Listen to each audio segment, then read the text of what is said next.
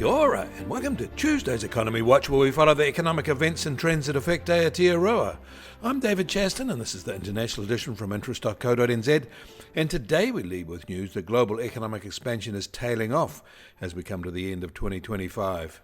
First, in the US, we can report that new orders in their factory sector are falling.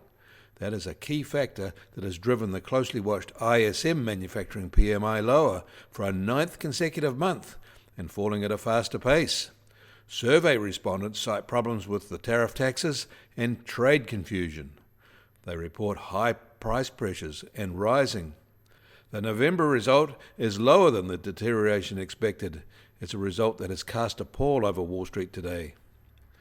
But the ISM report is only one perspective. The rival S&P Global Factory PMI reported a November expansion, even a modest rise in new orders. But it also noted that a lot of this positive activity is related to inventory building, which won't be sustainable without final customer demand. Financial markets seem to ignore this alternate PMI. And the Canadian factory PMI wasn't positive either for November, which reported a marginal contraction. Interestingly, it also reported lower inflation pressures there. These two North American factory PMIs feed into a global report that has overall output and new orders rising at slower rates, but business optimism rising to a 5-month high. In India, their October report for industrial production brought an unexpectedly sharp slowdown, hardly above year-ago levels, when a 4% year-on-year gain had become the norm for the past 2 years. We will need to wait for their November result to see if this October result was just an aberration. They will be hoping so. In Japan, their central bank governor has been speaking and has hinted strongly that a rate hike at their next meeting on November the 19th is a live possibility. In China, the alternative PMI to the official version has also slipped in a similar way.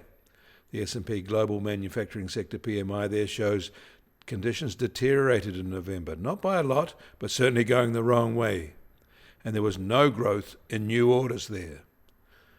In Australia, the Melbourne Institute inflation gauge for November rose again and is now further above the RBA's 2 to 3% inflation target range. Interestingly, though, while this result is high, it is lower than the official October CPI rate of 3.8%. After a 2.6% quarter-on-quarter fall in Australian company profits in the second quarter, they are expected to bounce back in the third quarter, but in the event, they stalled unchanged, in a disappointing outcome and only 1.1% higher than year-ago levels. And staying in Australia, the Totality House Price tracking rose 1% in November, a slight softening from the 1.1% gain in October. Annual growth lifted to 7.1%, with quarterly gains tracking a 13% annualised rise. But Sydney and Melbourne are the laggards, indicating that affordability has reached its serviceability limits there. The US Treasury 10-year yield is now just on 4.09%, up 7 basis points from yesterday at this time. And the price of gold will start today at $4,233 an ounce, up just $15 from yesterday. But silver has surged again to a new record high of $58.50, up $2 from yesterday. American oil prices are 50 cents lower at just on $59 a barrel, while the international Brent price is unchanged at $63 a barrel. And we should probably note that natural gas prices are rising and are now at their highest level except for the pandemic period. And the Kiwi dollar is unchanged from yesterday, still at just under 57.4 US cents. Against the Aussie, we're down 10 basis points at 87.5 Australian cents. Against the euro, we've held at 49.4 euro cents. That all means our trade-weighted index starts today at just over 61.9 and up 10 basis points from yesterday. And the Bitcoin price starts today at $85,426 and down 7% from this time yesterday. Volatility of the past 24 hours has been very high, at just on plus or minus 4.3%.